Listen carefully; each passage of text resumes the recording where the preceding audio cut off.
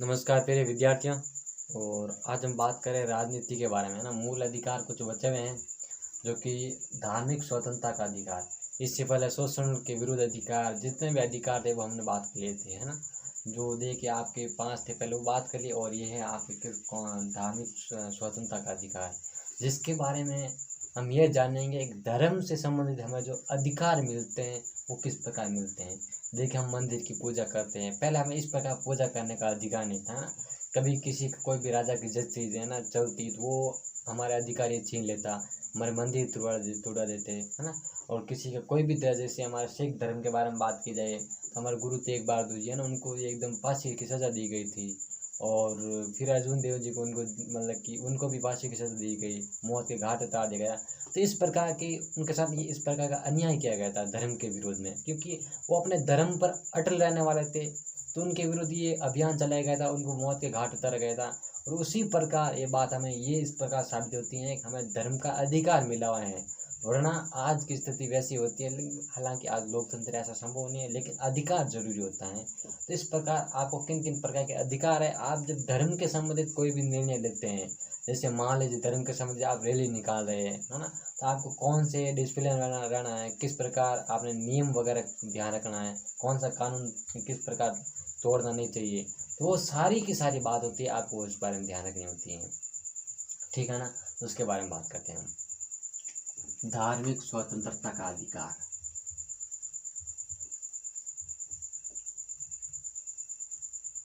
धार्मिक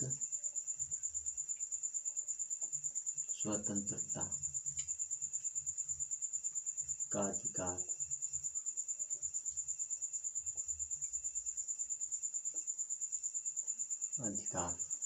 ठीक है ना। अब इसमें अनुच्छेद 25 से 28,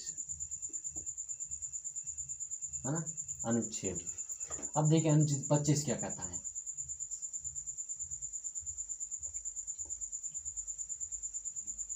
25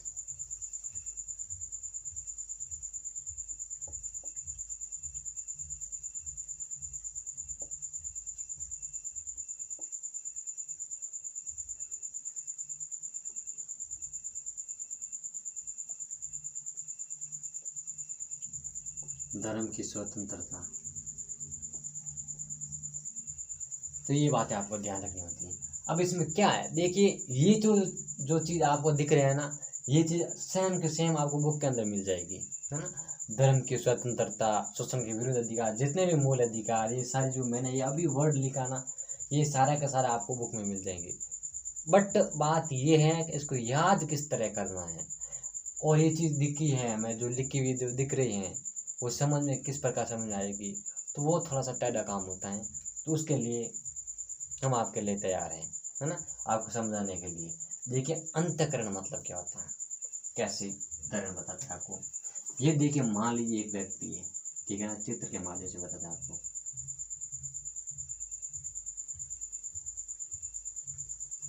मोटू पतलू नहीं है ना, ये कोई व्यक्ति है। अब मोटू पतलू समझो, कौन सा समझो, वो आप दिमाग की वजह से समझ लेना।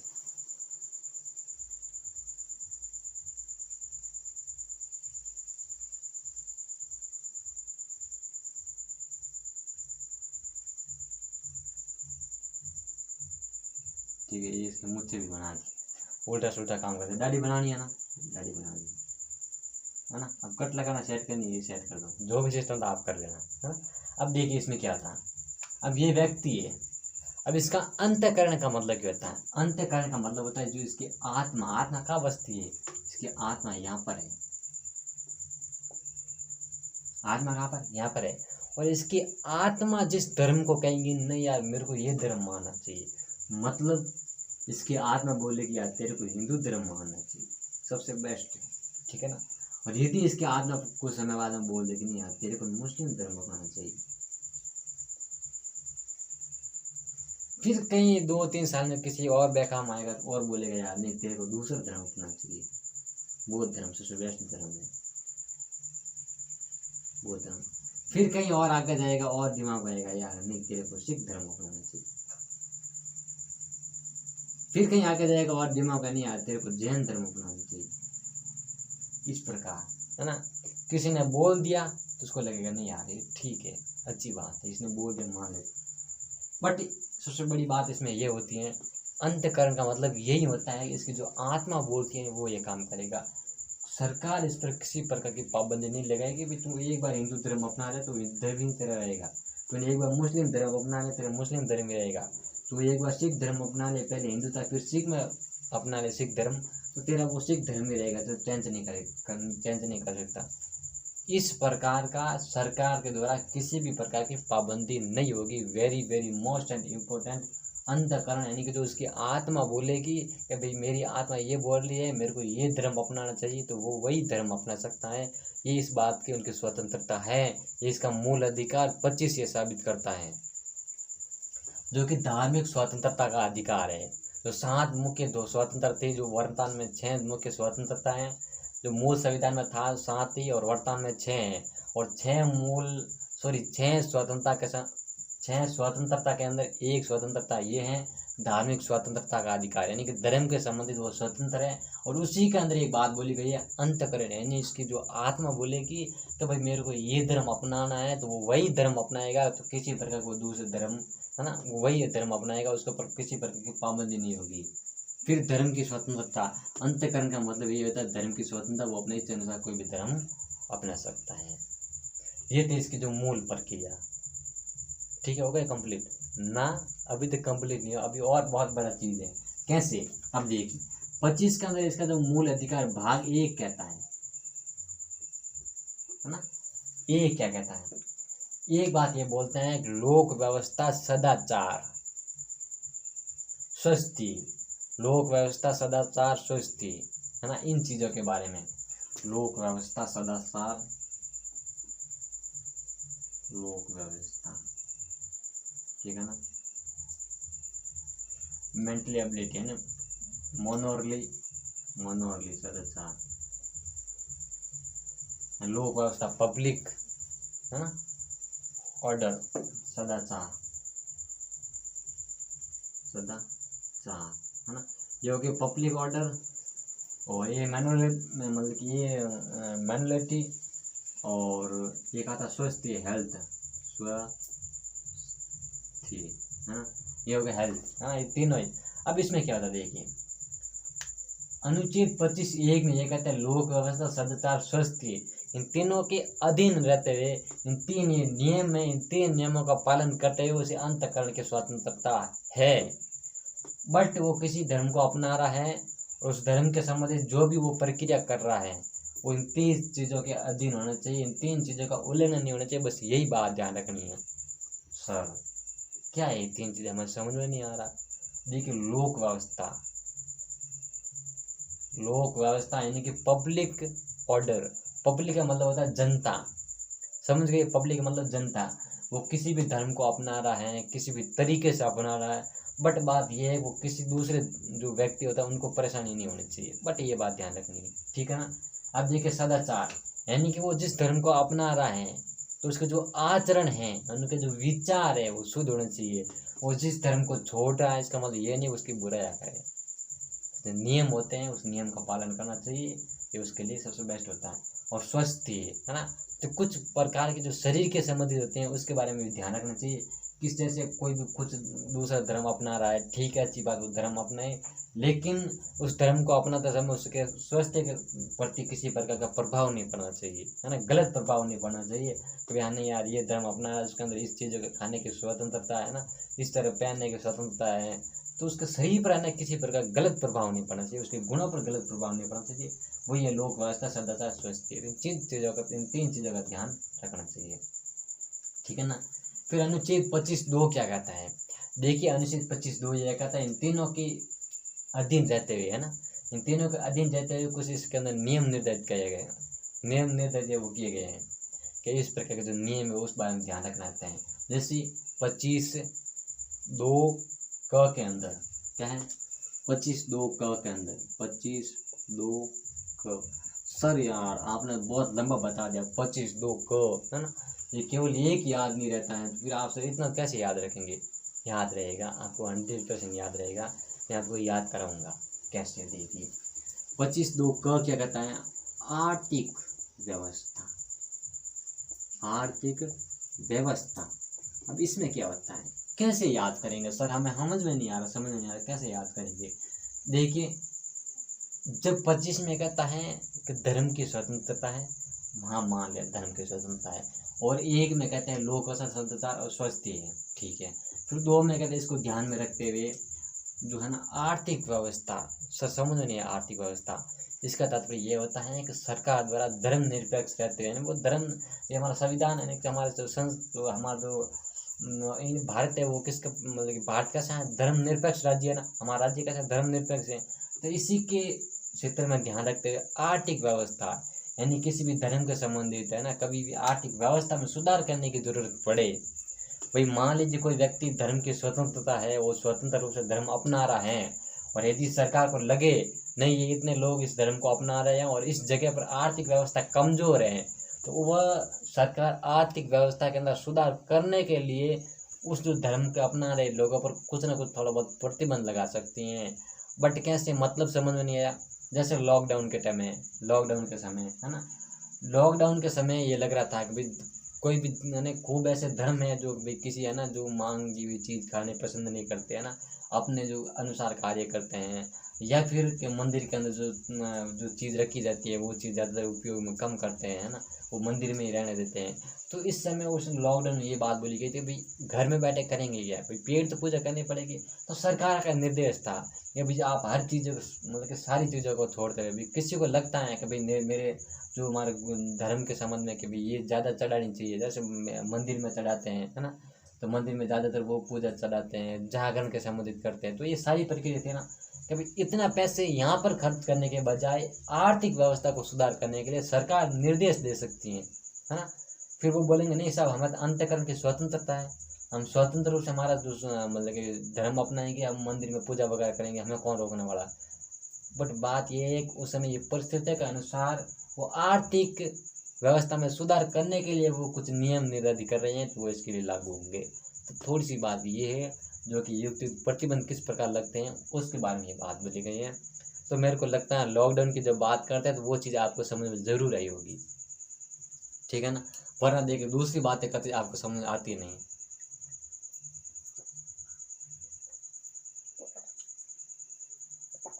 ठीक है ना।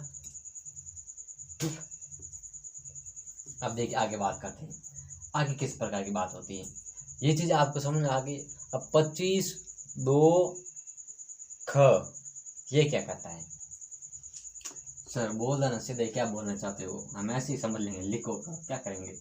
बट बात ये है कि बाबू ये चीज़ में जो लिख रहा ना, जो बोर्ड में लिख रहा ना वो सीधा सीधा ना, अब मैं यहाँ पर अब क्रम वाइज लिखूंगा तो इतनी ज़्यादा टाइम नहीं है मेरे पास कि क्रम वाइज लिख दे, और नहीं आपके पास इतना टाइम है आप क्रम वाइज लिख सके, है ना। यहाँ पर देखेंगे जो मैं सब बोला ना वो आप डायरेक्ट कॉपी के अंदर लाइन वाइज उतार दीजिए, एंड इतने आप उतारे ठीक है, वरना समझ में वैसे भी आ रहा है कि यहाँ बाद में भी उतार लेना और बीच में स्क्रीनशॉट ले लेना, जो भी करे वो कर लेना एक बार, है ना।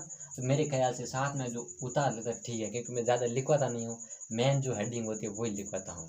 अब देखिए 25(2) ख क्या कहता है, 25(2) ख ये कहता है सामाजिक सुधार, क्या कहता है, सामाजिक व्यवस्था के संबंधित, सामाजिक व्यवस्था, है ना।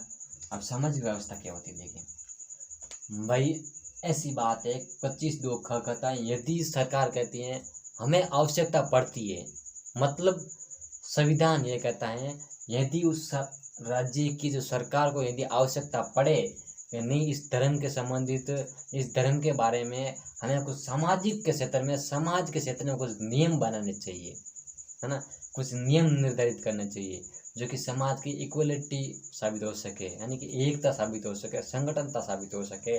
जो भी मान लीजिए हिंदू धर्म है, मुस्लिम धर्म है, सिख है, ईसाई है, ये भाई एक गांव के अंदर ये सारे धर्म बढ़ रहते हैं, और यदि परिस्थितियाँ ठीक नहीं है, अकाल की स्थिति होने वाली है और हमें सामाजिक के अंदर सुधार करना है, तो वो उस समय क्या करेगी, सरकार ज़्यादा से ज़्यादा ये निर्देश देगी, उस समय वो धर्म में हस्तक्षेप करेगी। भाई संविधान के अंदर क्या है, धर्म निरपेक्ष है ना, फिर भी वह धर्म के अंदर हस्तक्षेप कर रही है, क्यों, ये सारी प्रक्रिया मैंने बता दी है क्यों करेगी, वो भी मैंने पिछली क्लास के अंदर बता दिया है, आराम से देख लेना। तो इसीलिए कहते हैं लगातार कला से देखते जाओ, जितने भी कला से आती हैं, ज्योग्राफी की, पॉलिटिकल की, हिस्ट्री की, इकोनॉमी बार बंद है क्योंकि ज़्यादा एक साथ में हो नहीं रहे। तो मेरा भी दिमाग इतना अच्छा मतलब कि डाइवर्ट मतलब कि इतना भी एक्स्ट्रा चलता नहीं है सारी चीज़ें मैं कवर कर सकूँ, है ना। टाइम नहीं मिलता, सबसे बड़ी बात तो ये है।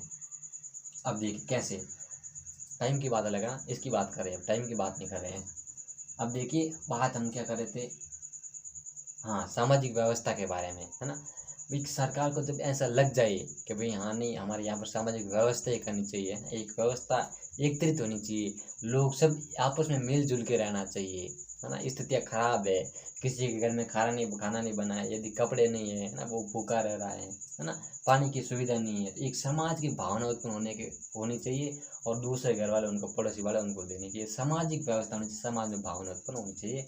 और यदि सरकार को लगे नहीं हमें घर पे पानी की व्यवस्था करनी चाहिए, पानी घर में ना टंकर वगैरह ना, टंकर होता है ना जो पानी टैंकर के पीछे लेके आते हैं, वो घर घर है ना डलवाए, वो भी सरकार चाहिए, समाज में व्यवस्था अच्छी बनाने के लिए उस प्रकार काम कर सकते हैं। फिर दूसरी बात ये है, क्या बात है, दूसरी बात सामाजिक व्यवस्था में ये होती है कि भाई कोई भी धर्म, मान लीजिए कि सिख धर्म है ना, सिख धर्म के अंदर जैसे पगड़ी बांधने की व्यवस्था है, मतलब पगड़ी बांधने का जो नियम है कि भाई हमारा धर्म ये कहता है कि हम पगड़ी बांधेंगे, ठीक है ना। तो उस पगड़ी जब वो बांधते हैं सिख, तो सरकार द्वारा इस प्रकार की कोई भी इस प्रकार की जो प्रक्रिया नहीं की जाएगी, नियम नहीं बनाया जाएगा, उनकी पगड़ी हटवाए, पगड़ी है ना, उनकी जो है ना एक सामाजिक व्यवस्थाएं हैं, क्या है, सामाजिक व्यवस्था बनी हुई है कि नहीं, हम पगड़ी बांधेंगे तो हमारा धर्म मतलब की इज्जत होती है, इस इज्जत को हम मतलब कि ऐसे नहीं हटा सकते, है ना, इसलिए हमें पगड़ी हम तो बांधेंगे। तो सरकार इसके बारे में कुछ भी नहीं करेगी, सरकार सामाजिक व्यवस्था करेगी, बट उनको अधिकार, अधिक से अधिक अधिकार देगी कि आप अपने धर्म की रक्षा कीजिए, क्योंकि प्रत्येक व्यक्ति का एक धर्म होता है, वो अपने धर्म की रक्षा करता है ना। तो इस प्रकार ये होती है सामाजिक व्यवस्थाएं। तो लगभग आपको बात समझ में आ गई होगी। और इसके अलावा कुछ और नियम होते हैं, वो आपको बता देते हैं कि किस प्रकार को मतलब कि नियम वगैरह होते हैं, वो देख रहे हैं थोड़ा सा। अब कैसे नियम होते हैं वो देखिए। दूसरी बात में ये आते हैं, है ना, इन सारे प्रक्रिया होने के बाद में 25 के अंदर भी आते हैं कि भाई धर्म की स्वतंत्रता। अब देखिए एक धर्म की स्वतंत्रता ये कहती है कि मान लीजिए किसी व्यक्ति को लगा, है ना, अब देखिए इसको लगता है ना, देखिए इसको लगता है कि भाई नहीं यार, ये कहीं पर सुनता है ना, कि भाई हाँ यार मेरे को लगता है मैं वो धर्म अपनाना चाहिए, तो अपने इच्छा अनुसार इसने धर्म अपना लिया। और दूसरी बात,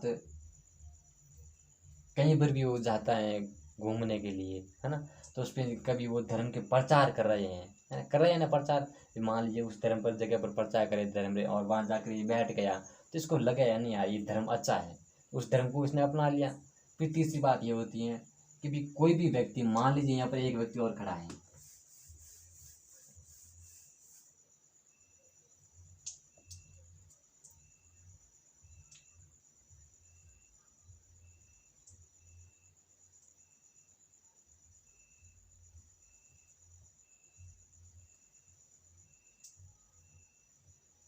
ठीक है ना, ये व्यक्ति खड़ा है, और ये क्या दे रहा है, भाषण दे रहा है ना, क्या दे रहा है, भाषण दे रहा ना।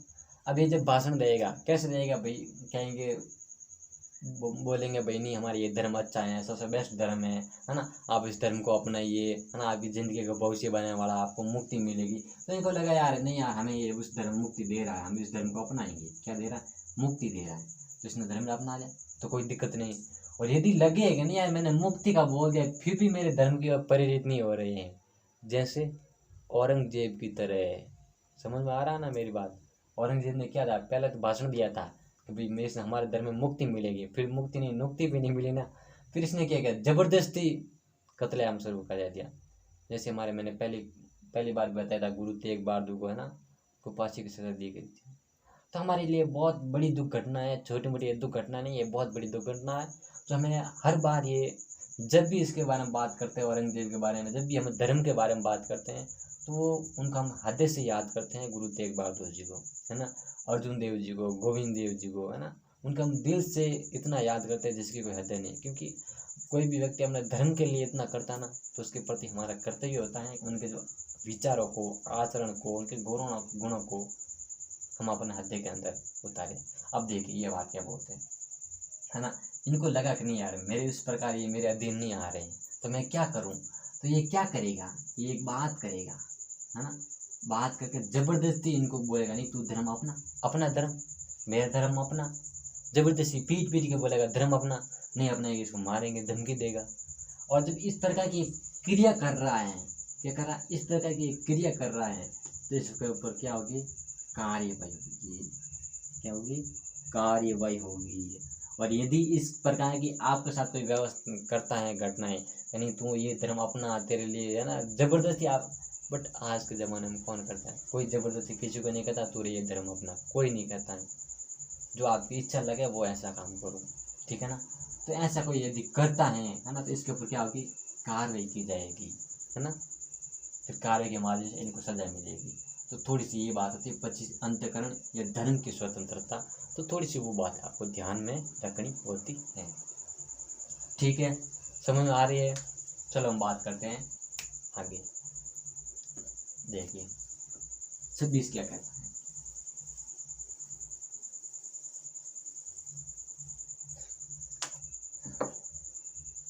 है ना, 26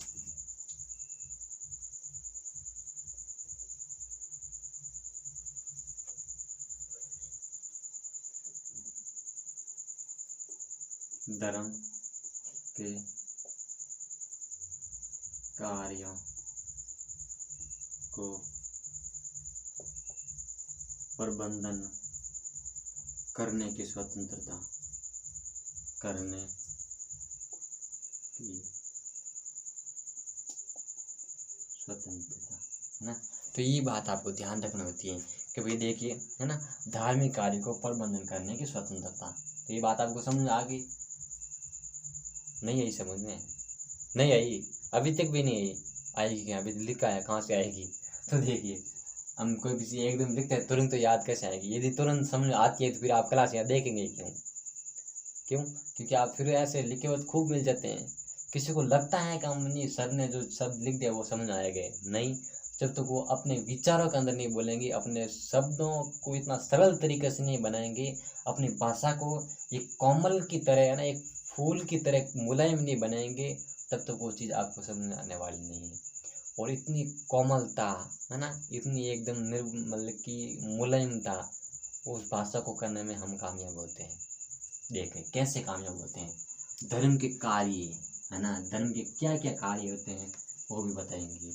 जैसे मंदिर का दीवार वगैरह बनाना, मंदिर बनवाना, मस्जिद की दीवार बनाना, मस्जिद बनवाना, है ना, दरगाह बनवाना, जितने भी धर्म के, जितने भी मंदिर के संबंधित, मस्जिद के संबंधित, दरगाह के संबंधित, है ना, मकबरा के संबंधित जितने भी होते हैं, है ना, ताजमहल से संबंधित, कोई भी धर्म के, कोई भी, है ना, अपनी विशेषताएं होती हैं, उनके कार्यों को प्रबंधन, यानी प्रबंधन का मतलब होता है बनाना, प्रबंधन का मतलब क्या होता है, बनाना, है ना, प्रबंधन करने के स्वतंत्रता। और जब ये कोई भी व्यक्ति अपने धर्म को कैसे उदाहरण समझता है, मतलब कि उदाहरण के माध्यम से समझाते हैं। पानी पी लेते थोड़ा सा।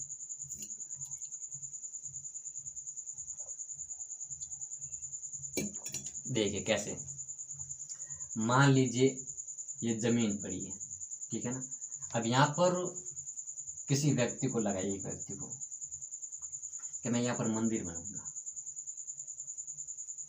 ठीक है, मंदिर बनाया, नहीं ये पर मंदिर बनवा दिया, ठीक है ना, मान लीजिए इसने ये मंदिर बनाया, अब बना नहीं है मंदिर, इसने बना रहा है मंदिर, ऐसा बनेगा। और जब ये मंदिर बनाता है या फिर इनकी दीवारें बनवाता है ना, किसी भी प्रकार के इसके संबंधित कार्य करता है, तो उसको प्रबंधन यानी कि बनाने की स्वतंत्रता होनी चाहिए।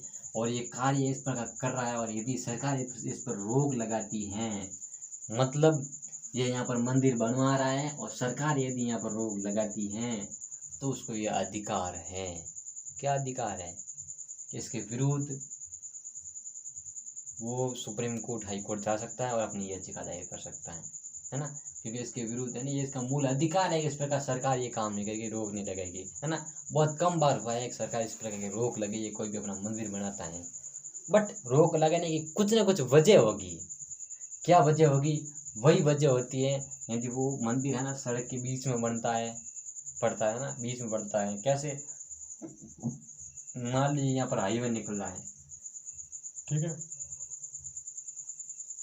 और इनको लगता है कि नहीं हाईवे के एन मेन हाईवे के पास में मंदिर बनना चाहिए, तो मान लीजिए और इस मंदिर में है ना हर साल मेला लगता है और लगभग है ना 50-60 हज़ार के आसपास व्यक्ति इकट्ठे होते हैं उस मेले के अंदर। तो वो मेले में जब भी इकट्ठे होंगे तो वो मतलब कि व्यक्ति सारे जो जनता होती है ना, लोग होते हैं, वो कहाँ जाएंगे, सड़क के आसपास ही खड़े रहेंगे, मंदिर में सारे एक साथ नहीं घुसेंगे। तो वो सड़क के आसपास खड़े रहेंगे तो फिर क्या ट्रैफिक जाम होगा। जब ट्रैफिक जाम होता है नुकसान किसका होता है, उस स्थान को नुकसान होता है, उस राज्य को नुकसान होता है, उस देश को नुकसान होता है। तो क्या ये इस प्रकार की प्रक्रिया सरकार करने देगी, नहीं करने देगी। और यदि आप सही हैं और आपकी किसी प्रकार की गलती नहीं है और फिर भी आपके धर्म के कार्य को प्रबंधन करने की रोक लगाती हैं तो आपके ये सीधा सीधा अधिकार होता है कि आप उसके प्रति याचिका दायर करें। बट ऐसा सरकार का बहुत कम करती है, होगी करती हुई किसी धर्म की कोई विशेषता होती है सरकार के वो कर देती है, बट मेरे को नहीं लगता है ऐसा करता, बहुत कम बार ऐसा होता है, ठीक है। धर्म के कार्य को प्रबंधन करने की स्वतंत्रता। अब इसमें कुछ 3 प्रक्रिया है वो देख लेते हैं, 3 प्रक्रिया किस प्रकार होती है, ठीक है ना, वो देख लेते हैं।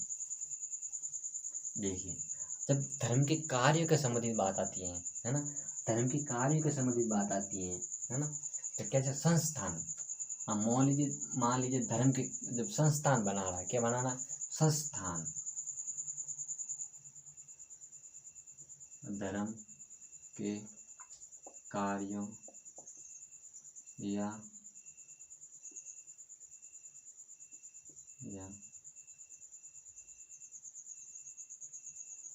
पूर्तों, है ना, पूर्तों के परियोजनों के लिए, परियोजनों के प्रबंधन या बनाने की स्वतंत्रता,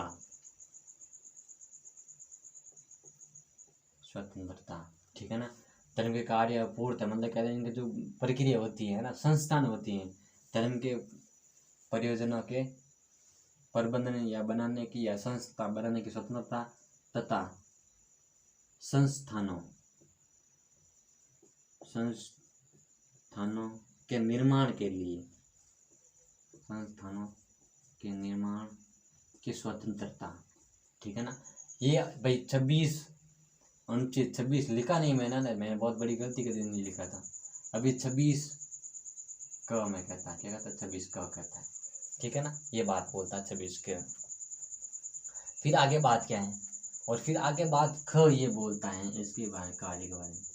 ख बोलता है कि भाई इसी भी प्रकार के धार्मिक कार्यों के लिए, है ना, भाई धर्म के कार्य का प्रबंधन के लिए एक विशेष रूप से कार्य होते हैं, जैसे कुछ जागरण की व्यवस्था होती है या फिर उनके जो आसपास के दीवार के संबंधित होते हैं, विशेष कार्य होता है ना, तो इस प्रकार वो कार्य करने की स्वतंत्रता ही होनी चाहिए। क्या होनी चाहिए, विशेष रूप से कार्य करने की स्वतंत्रता होनी चाहिए।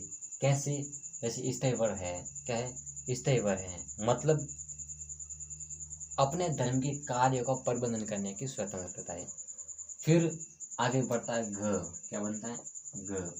इस कार्य में इस मतलब के घ में क्या है, जैसे मान लीजिए जंगम है मतलब जंगल हो गया, और या फिर जो स्वतंत्र भूमि पड़ी है, जैसे वैसे बोलते हैं ना, गवर्नमेंट की ज़मीन है और वहाँ पर यदि अपने वो मंदिर बनाना चाहते हैं, उनको लगता है गवर्नमेंट की भूमि है और मंदिर बनाना चाहती हैं, तो वो मंदिर बना सकती है, इसमें कोई दिक्कत नहीं होती है। और इसी को बात आगे घ में ये बात बोल दी गई, क्या बोली गई, और वह मंदिर प्रशासन के अधीन होंगे, क्योंकि प्रशासन के अधीन होंगे, प्रशासन के अनुसार वह मंदिर कार्य करे, मतलब कि प्रशासन के अनुसार वो प्रशासन के अनुसार मंदिर बनेंगे, है ना। कैसे बोलते हैं, हम लिख देते हैं, प्रशासन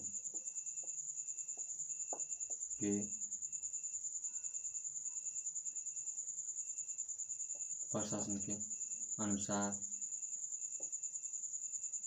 विधि के द्वारा, है ना, विधि के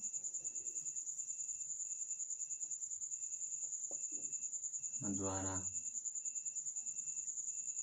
मंदिर पर निर्णय, है ना, मंदिर पर निर्णय। मतलब क्या है साहब आपका, हमारा मतलब ये है कि जो गवर्नमेंट की भूमि है वहाँ पर मंदिर बना रहे हैं तो प्रशासन के अनुसार वहाँ पर विधि बनाई जाएगी, विधि के अनुसार वहाँ पर मंदिर बनाने की स्वतंत्रता दी जाएगी। तो ये बड़ी सी बड़ी प्रक्रिया ये है कि भाई क्या प्रक्रिया है कि ऐसा संपत्ति होती है, विधि के अनुसार प्रशासन करने का अधिकार होगा, मतलब कि प्रशासन करने का अधिकार, प्रशासन के अनुसार वो मंदिर बनेंगे। तो थोड़ी सी छोटी मोटी बातें होती है वो ये ध्यान रखनी होती है। फिर आता है 27। अब देखिए 27 और 28 है ना, 27 भी बड़ा पड़ता है, 28 भी बड़ा पड़ता है। तो इसके बारे में एक अलग क्लास लेके आएंगे ताकि आपको समझ में आ जाए, है ना, आराम से समझ आएंगे 27 और 28। फिर बात करेंगे अगले क्लास के अंदर। और तब तक के लिए कि मतलब कि तब तक के लिए ये चीज़ आपको आराम से याद होनी चाहिए, है ना, बिल्कुल एक सटीक रूप से आपको समझ में आ जानी चाहिए। नहीं यार, हाँ यार ये बात ठीक है, अच्छी लग रही है, तो ये बात आपको ध्यान होनी चाहिए कि इस बार करवा दे एक साथ भी, इच्छा देख ला करवा देते हैं, वरना फिर अगली क्लास में करेंगे, करवा देते हैं साथ में, क्या है ना? चलो कर लेते हैं एक साथ में। हो गया ये साथ में कर ही लेते, टाइम लगेगा 10 मिनट और लगेगी और कुछ ज़्यादा नहीं लगेगा, सल्टा देंगे जल्दी से, है ना। अब देखो 27 क्या कहता है, किसी अनुच्छेद 27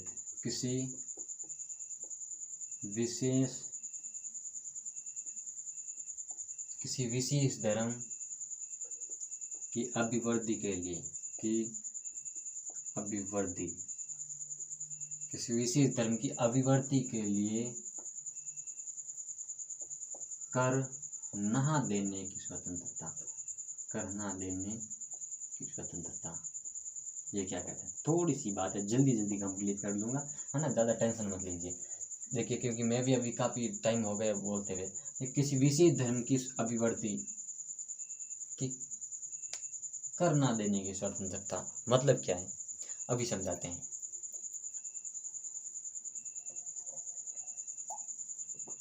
देखिए कोई भी विशेष धर्म है ना, मान लीजिए हिंदू धर्म हो, चाहे मुस्लिम धर्म हो, कोई भी धर्म हो, है ना।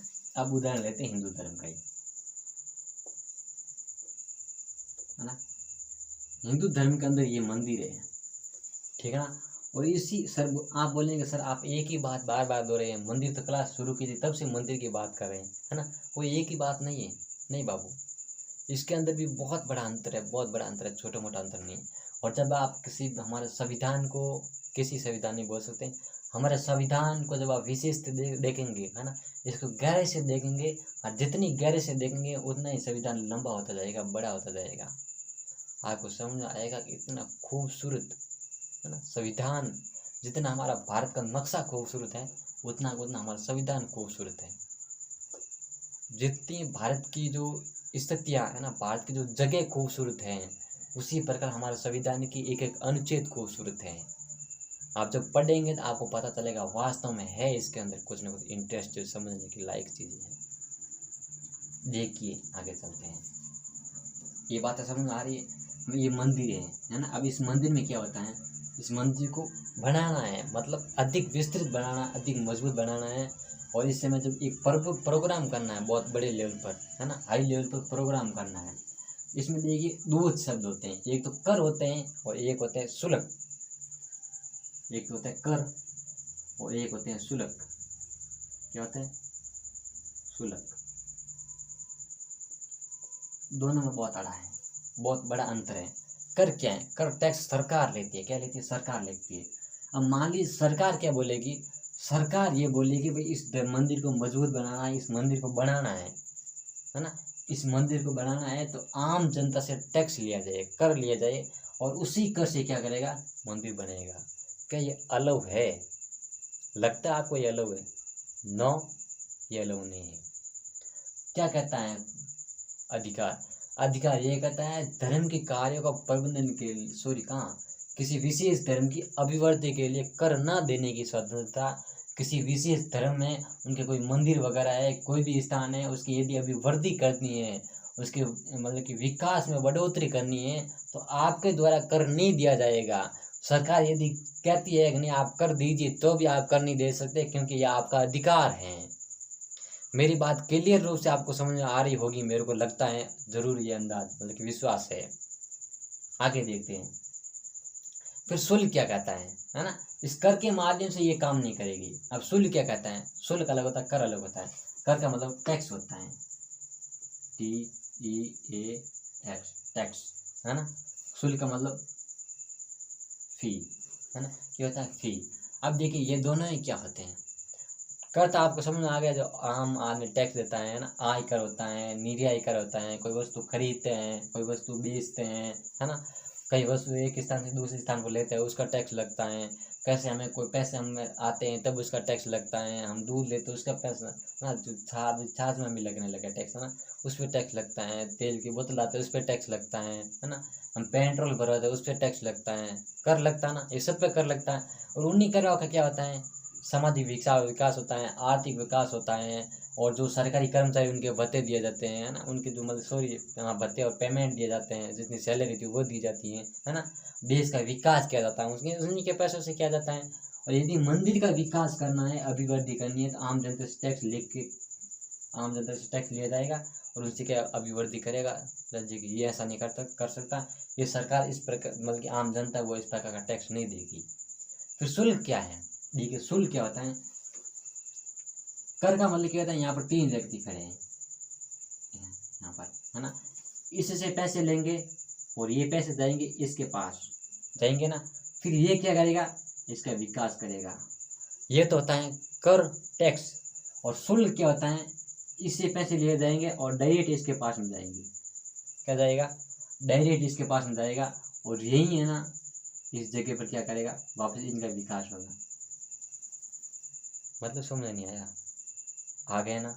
कैसे, देखिए ये 3 व्यक्ति हैं, इनसे पैसे लेगा और ये मान लीजिए हम लोग हैं, आम जनता है, हम उससे पैसे लेंगे और सरकार के पास में जाएगी। और फिर सरकार क्या करेगा, इस मंदिर का विकास करेगा, फिर ये मंदिर करके आम जनता के काम आएगा। ये तो होता है कर। अब शुल्क क्या होता है, इनसे जब पैसे ले जाएगा और ये पैसा डायरेक्ट इसके पास में जाएगा, मंदिर में जाएगा और उसी समय मंदिर का विकास किया जाएगा। ये होता है शुल्क। बट कर ना लेने की स्वतंत्रता है, शुल्क लेने की स्वतंत्रता नहीं है। यानी उसी मंदिर का विकास करना, शुल्क लेना है तो वो ले सकती है। वो कौन लेंगे, वहाँ के जो गांव के ना, जो गांव के जो बुजुर्ग लोग हैं, समझदार लोग हैं, वो लेंगे। मतलब आज के ज़माने में जागरण बोल सकते हैं या स्वामणी बोल सकते हैं, है ना। इस शेखावाटी क्षेत्र में स्वामणी बोली जाती है और उधर राजस्थान क्षेत्र में जागरण बोला जाता है ना। और आम लोग जागरण के बारे में समझते हैं। अब जागरण में क्या होता है, अब यहाँ से क्या एक शब्द आता है उगई, यदि को समझता हो तो उगाई, इसके बारे में यदि कोई पता हो किसी को। अब इसका मतलब ये होता है, आम लोगों से, है ना, हर घर से मतलब कुछ पैसे लिए जाते हैं और उन्हीं पैसों से क्या करते हैं, पैसे इकट्ठे करके उस मंदिर की जागरण दी जाती है या फिर उस मंदिर के विकास में काम में लिए जाते हैं पैसे। और वहीं पर उधर भोजन किया जाता है, फिर उन्हीं लोगों को वापस खिलाया जाता है और आराम से रात में जागरण दी जाती है। तो ये क्या होता है, ये होता है शुल्क। क्या होता है, शुल्क। आप ऐसे बोल सकते हैं सर शुल्क लेने की भी मना है, और यदि इसकी मना होती तो आम लोग, है ना, शुल्क इकट्ठा करते थे, पैसे इकट्ठा करते थे, वहाँ पर सरकार कार्य भी करती थी ना। बट ऐसा सरकार नहीं करती है। तो ये क्या होता है, ये होता है किसी विशेष धर्म की अभिवृद्धि के लिए कर ना देने की स्वतंत्रता। लगभग ये प्रक्रिया आपको समझ में आ गई होगी मेरी बारी, है ना। अब इसमें क्या एक बात और है, ये धर्म निरपेक्ष का बेस्ट उदाहरण है ना। लेकिन एक बात आपको भूलनी नहीं है सर, क्या बात नहीं भूलनी है, एक बात इसके अंदर ये है कि यदि सरकार चाहती है तो अपने पास पैसे हैं वो इसके ऊपर लगा सकती है। कैसे, जैसे महाकुंभ का मेला होता है, जैसे रामदेव जी का मेला होता है, जैसे बाबू जी का मेला होता है, तेजा जी का होता है, गोसाई जी का होता है, गोगा जी का होता है ना। और भी जैसे मतलब कि खाटू श्याम जी का होता है, और जितने भी हमारे बड़े बड़े जैसे मतलब कि बालाजी का होता है ना, मतलब कि सालासर बालाजी के मंदिर, सारे जो मेले वगैरह त्यौहार आते हैं ना। अब इसके अंदर पुलिस लगाई जाती है और एम्बुलेंस लगाई जाती हैं, सारी व्यवस्थाएं की जाती, चिकित्सा की व्यवस्थाएं की जाती हैं कि जल्दी से जल्दी अस्पताल पहुंचाया जाए। मतलब क्या होता है, इस भीड़ के अंदर यदि किसी मतलब कि व्यक्ति, भगवान ऐसा ना करे, किसी व्यक्ति का एकदम, है ना, तबीयत बिगड़ जाती है और यदि उस माहौल इस प्रकार खराब हो जाता है, अराजकता एकदम फैल जाती है ना, कोई ऐसे प्रकार बम विस्फोट भी कर सकता है। इससे जो अराजकता फैल जाती है उस समय सरकार अपनी तरफ से पैसे लगाएगी और वहाँ की पुलिस की व्यवस्था ही कराती है। ये क्या है, ये फिर धर्मनिरपेक्ष होता है। मतलब धर्मनिरपेक्ष का ये मतलब नहीं होता है कि मतलब कि राज्य सरकार कुछ भी नहीं करेगी, धर्म के संबंधी लोग किसी भी कुछ भी करे, राज्य से कोई मतलब नहीं है। राज्य को मतलब है तभी तो राज्य उस समय हस्तक्षेप करता है। ये होता है धर्मनिरपेक्ष और पंथ निरपेक्ष में अंतर। पंथ निरपेक्ष का मतलब ये होता है राज्य मतलब कि वो आम लोग होते हैं उस मंदिर के संबंधी कुछ भी करें, राज्य को कोई मतलब नहीं होता है, ये होता है पंथ निरपेक्ष। बट धर्मनिरपेक्ष ये होता है कि राज्य जब अव्यवस्था फैलती है तो राज्य उसमें हस्तक्षेप करेगा, वो होता है धर्मनिरपेक्ष। तभी हमारे संविधान के अंदर धर्मनिरपेक्ष जो शब्द है वो अपनाया गया है। ये बात आपको very very most and important है, जो आपको समझ में आ गई होगी। ठीक है, फिर 28 क्या कहता है, अब देखिए 28 देख लेते हैं, है ना।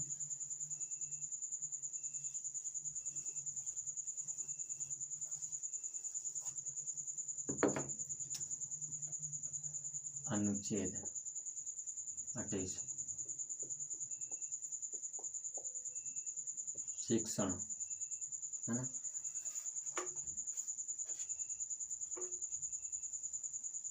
बीच में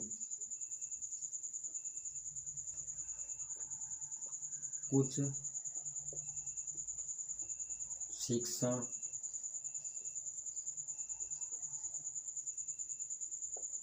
शिक्षण संस्थानों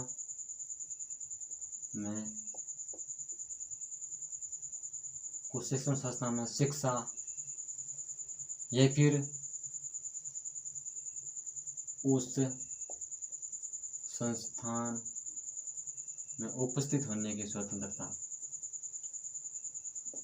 उपस्थित होने की स्वतंत्रता। तो ये बात मेरे ख्याल से आपको समझ में आ रही होगी, है ना। ये जो चीज़ है ना वो एक मिटा लेते हैं। तो ये बात आपको क्या है समझ आ गई। कुछ शिक्षण संस्थान में धार्मिक शिक्षा तो धार्मिक उपासना में उपस्थित होने की स्वतंत्रता है। हाँ देखिए, कुछ शिक्षण संस्थानों में शिक्षा यानी कि धार्मिक शिक्षा, क्या लगाना ना, धार्मिक शिक्षा या उच्च या फिर उस संस्थानों में उपस्थित होने की स्वतंत्रता, यानी कि उस तरह मतलब कि कह सकते हैं, है ना, उपासना में उपस्थित होने की स्वतंत्रता। ये सारी प्रक्रिया एक बात ही है, आपको ध्यान रख लेना है। ठीक है, कुछ शिक्षण संस्थानों में शिक्षा या उस संस्थान में उपस्थित होने की स्वतंत्रता है, यानी कि उस संस्थान कह सकते हैं या फिर उपासना कह सकते हैं, उपासना, है ना, जो भी बोले वो ठीक है। अब कैसे एक बात होती है ना, कोई भी जैसे शिक्षण संस्थान होती हैं, स्कूल होती हैं, कॉलेज होती है, तो उसके अंदर क्या है, एक धर्म के संबंधित एक अध्याय होता है ना, कोई विषय होता है धर्म के संबंधित। और मान लीजिए हिंदू धर्म के संबंधित कोई विषय है और मुस्लिम धर्म या सिख धर्म, ईसाई धर्म, जैन धर्म, बौद्ध धर्म, पारसी धर्म, इन किसी धर्म के व्यक्ति मतलब कि बच्चों को लगता है कि नहीं यार मेरे को ये चीज़ नहीं पढ़नी है, मेरे धर्म के संबंधित नहीं है, और उस समय वो शिक्षक चाहता है कि नहीं इनको जबरदस्ती पढ़ाना चाहिए, ये इस प्रकार की व्यवस्थाएं नहीं करेगा, है ना। इस प्रकार की ये प्रक्रिया वो शिक्षक नहीं अपनाएगा। कोई धर्म के संबंधी बात आती है तो इस प्रकार की उनकी स्वतंत्रता है, वो चाहे जैसे कर सकते हैं। क्यों, इनके 3 मतलब कि पार्ट बने हुए उसके आधार पर है। कैसे, वो देखिए, वो देख लेते हैं। अब 28 के अंदर क्या है ना, इसके बारे में थोड़ा सा देख लेते हैं। वो शिक्षण संस्थान जो राज्य के अधीन आता है ना, राज्य के, लिख देते हैं, वो शिक्षण संस्थान जो राज्य द्वारा निर्धारित हैं, जो राज्य द्वारा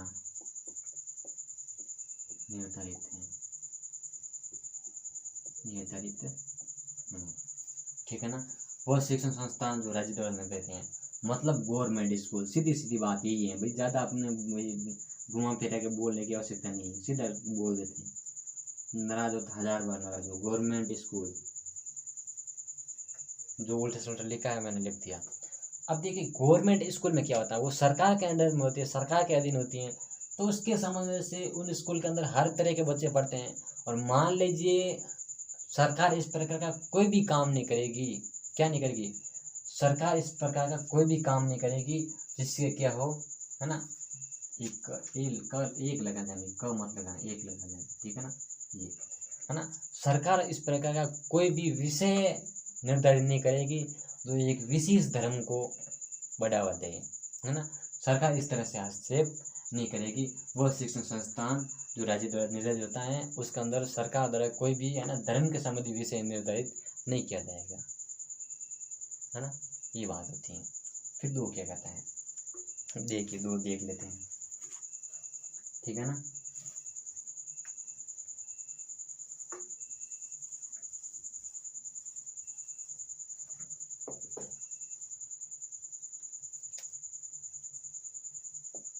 दो ये कहता है कि जो एक बात जो बात एक में कही गई है वो दो पर लागू नहीं होगी। सर कैसे, हमें समझ में नहीं आया। तो यही तो होती है राजनीति। ये कहता है जो अनुच्छेद एक कहता है 28(1) की जो बात कही गई है वो बात दो पर लागू नहीं होगी। कैसे नहीं लागू होगी कि इसके अंदर जो व्यवस्थाएं हैं, है ना, तो इसके अंदर जो व्यवस्थाएं हैं, है ना, कैसे, जैसे मान लीजिए न्याय, है ना, न्यास या फिर विन्यास। इसका मतलब क्या होता है, किसी विशेष व्यक्ति पर निर्धारित स्कूल है। देखिए किसी विशेष व्यक्ति पर स्कूल। अब देखिए महात्मा गांधी स्कूल है, जैसे ज्योतिबा फुले स्कूल है ना, खूब ऐसे स्कूलें मिलेंगी जो ज्योतिबा फुले के नाम से स्कूलें खोली गई हैं। अब देखिए वह ज्योतिबा फुले एक स्वतंत्रता के रूप में स्वतंत्रता सेनानी थे, है ना। जैसे स्वामी विवेकानंद है वो एक हिंदू धर्म के संबंधी थे। जैसे दयानंद सरस्वती मान लीजिए, वो मतलब कि वेदों के बारे में बात करेंगे और उसके नाम से कहीं पर स्कूल है। और यदि सरकार को उस समय लगता है कि भाई दयानंद सरस्वती के नाम पर स्कूल है और उस दयानंद सरस्वती के नाम पर वह दयानंद सरस्वती स्कूल है, वो डायरेक्ट गवर्नमेंट के अधीन में है, किसके अधीन है, सरकार के अधीन में है वो दयानंद सरस्वती स्कूल। और उस दयानंद सरस्वती स्कूल के अंदर जब धर्म के संबंधित बताया जाता है कि दयानंद सरस्वती किस प्रकार वेदों की और लोटों को जो नारा दिया गया था उसके संबंधित जो बात की जाए मतलब की बात की जाती है। और उस समय वो एक, है ना, जो बात की गई है शिक्षण संस्थानों के अंदर, है ना, मतलब कि शिक्षण संस्थानों के अंदर, है ना, इस प्रकार की जो है ना दबाव नहीं दिया जाएगा कि किसी व्यक्ति को, है ना, जबरदस्ती वो शिक्षा प्राप्त करे जो मतलब कि धर्म के संबंधित, है ना। ये बात दो पर लागू नहीं होगी। दो कहता है वो, यानी पूर्ण रूप से स्वतंत्र थे, है ना। कैसे कि स्वतंत्र इस प्रकार है कि उसके संबंध में धर्म की शिक्षा दी जाएगी। क्यों दी जाएगी, क्योंकि वह उसी के नाम पर स्कूल बनी है ना, दयानंद सरस्वती। वो एक धर्म के संबंध थी, एक वो धर्म को बढ़ावा देने वाला थी, है ना, एक वैदिक धर्म की और लोटों को नारा दिया था उन्होंने, है ना, दयानंद सरस्वती ने। और उनके नाम पर कोई स्कूल है तो फिर दयानंद सरस्वती के बारे में स्कूल नहीं बताएगा तो जाएगा तो फिर किसके बारे में बताया जाएगा। एक और दूसरा लेते हैं, है ना, जैसे मतलब कि मोहम्मद शाह के जो मतलब कि मस्जिद वगैरह होती है ना, उनके जैसे इस प्रकार की स्कूल होती है। मेरे को इतना ज़्यादा ध्यान नहीं है मतलब कि मुस्लिम धर्म के संबंधित है, बट जो स्कूल वगैरह होती है उनके भी, है ना, साहित्य हो मतलब कि जो भी हमारा मुस्लिम भाई क्लास ले रहा है ना, थोड़ी सी उनके बारे में उनको ध्यान होगी। तो उसके संबंधित जब वो स्कूलें होती हैं तो उस स्कूल के अंदर उन्हीं की धर्म के संबंधी शिक्षा दी जाएगी। अब यदि कोई जाके मतलब कि इस सिख से मतलब कि वो जैन धर्म हिंदू जो भी जाके ऐसा कुछ बोल दे, मतलब वो जाके बोल दे नहीं हम तो मतलब ये शिक्षा ग्रहण नहीं करेंगे, क्यों, वो गवर्नमेंट के अधीन होती है डायरेक्ट, मतलब कि वो संस्थाएं, फिर उसके अंदर ये बोलेगा नहीं हम ये शिक्षा प्राप्त नहीं करेंगे। ये क्या होता है, ये मूल अधिकार 28(2) ये बात बोलता है। इसके अंदर एक, है ना, जो है ना व्यवस्था है ना, जो नियम है वो इस पर लागू नहीं होगा। तो थोड़ी सी ये बात है, तो टेढ़ी भी है और थोड़ी सीधी भी है, तो याद कर लेना यार, थोड़ा सा याद कर लो, ठीक है ना। फिर आगे क्या बात होती है वो देखिए। 3 के अंदर क्या है, तो वह संस्थाएं कह सकते हैं, वह स्कूल कह सकते हैं, वह कॉलेज कह सकते हैं जो उससे सरकार के संबंधित है। क्या है, सरकार के संबंधित है, सरकार से या फिर मतलब कि उनकी सलाह पर चलती हैं, या फिर सरकार से उनको फंड देती है। वह कॉलेज है ना, सरकार को फंड देती है, स्कूल सरकार को फंड देती हैं, उनके नाम पर चलाती हैं। तो इस प्रकार है वो प्राइवेट, लेकिन उसके नाम पर चलती है। जैसे आजकल यूनिवर्सिटी होती हैं, वो कॉलेज वगैरह होती है, किसी यूनिवर्सिटी से जुड़ी होती हैं, वो एक तरह का सरकार के संबंधित होते हैं ना, वो सारी सरकारी होते हैं। प्राइवेट अलग होती है, सरकारी अलग होती हैं। वो होती तो कॉलेज सरकारी है, लेकिन प्राइवेट के थ्रू काम करती है ना, लेकिन है वो सरकार के संबंधित ना। और उसके अंदर ये बात बोली गई है, यदि वो है ना एक विशेष रूप से किसी धर्म को लेकर है ना, वो इस प्रकार की शिक्षा नहीं दी जाएगी। उसके अंदर ये बोलते हैं, क्या बोलते हैं कि इसके अंदर किसी विशेष रूप से धर्म के संबंधित शिक्षा नहीं दी जाएगी।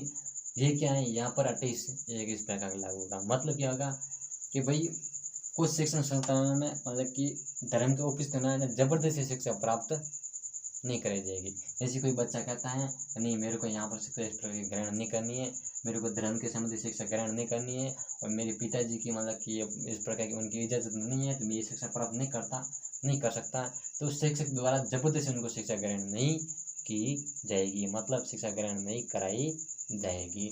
तो थोड़ी सी बात ये है, वो आप समझ लेना भाई किस प्रकार है। तो मैंने ज़बरदस्ती है ना करवाई है। क्लास ये थी तो आधी थी, लेकिन और 15-20 मिनट बढ़ा दी है, तो थोड़ी सी मेरी भी स्पीड थी और आपकी समझने की स्पीड होनी चाहिए कि नहीं यार सर ज़बरदस्ती इतनी पढ़ा भी रहे हैं ना, वो भी इतनी मेहनत कर रहे हैं, तो हम देखने में क्या जाता है, वो इतने लगातार बोल भी रहे हैं तो हम देख लेते हैं, तो क्या हमारा क्या बिगड़ेगा, हमारा भविष्य के विकास हो रहा है ना। कुछ भाई अब मैं बता रहा हूँ, मेरे तो ऐसा नहीं है भाई जो मतलब कि मेरे कोई अलग विशेष सुविधाएं मेरे को मिल रही है, बट मेरे को ये है कि आपको जितना जितना हो सके वो ज्ञान आप तक पहुँचे। हम वैसे ही बैठे रहते हैं, जब मतलब कि पढ़ते भी हैं, थोड़ा सा बता देते हैं, समझा देते हैं, तो आपके लिए भी फ़ायदा है। और फिर ये समझाएंगे नहीं, फिर इंटरनेट का क्या मतलब है ना। जो आज ऑनलाइन जो टेक्नोलॉजी बढ़ी है ना, ऑनलाइन व्यवस्थाएं बढ़ी हैं, और इसके अंदर यदि कोई फ्री में कोई चीज़ नहीं दी जाती है तो क्या मतलब। हम भी इतनी मेहनत कर लेते हैं, आपको भी समझ आ जाता है, तो ये फिर एक भारतीय होने का नाता होता है, एक एकता अखंडता की भावनाएं उत्पन्न होती हैं, है ना, बहादुरता की भावनाएं उत्पन्न होती हैं। संविधान नहीं पढ़ा है क्या है, मेरे साथ पढ़ा करो संविधान लगातार क्लासें, है ना। एक हम संविधान रूप से मैंने एक विशेष रूप से संविधान की क्लासें शुरू नहीं की है, बट मैंने ना मैं अनुच्छेदों के बारे में बात कर रहा हूँ, सीधे सीधे यहीं से शुरू करना है ना। अब तक संविधान के बारे में मैंने एक विशेष रूप से कभी क्लासेस शुरू नहीं की, वो भी कभी करेंगे। उसके साथ अंदर मैं ना आपको सारी बातें बताऊँगा कि ये संविधान हमारे इस प्रकार ये कहता है ना, धर्म के संबंधित वो बातें बता दी नहीं। फिर इसके अलावा बताएं कि भाई एक व्यक्ति का कर्तव्य क्या होता है, सारे कर्तव्य भी आगे आएंगे, नीति निर्देशित तत्व भी आगे आएंगे। फिर राज्य सरकार है ना, कि राष्ट्रपति की सरकार है, प्रधानमंत्री है ना, सारी की सारी प्रक्रिया आएंगे, पूरा का पूरा संविधान क्लियर करा देंगे, ये मैं आप सबके साथ गारंटी लेता हूँ, है ना। थैंक यू वेरी मच, धन्यवाद। फिर मिलेंगे अगली क्लास के अंदर, और आप पढ़ते रहिए, मेहनत करते रहिए, लगातार ये क्लासें हम आपके साथ में शेयर करते रहेंगे, और आप क्लासें अटेंड करते रहिए। थैंक यू वेरी मच, धन्यवाद।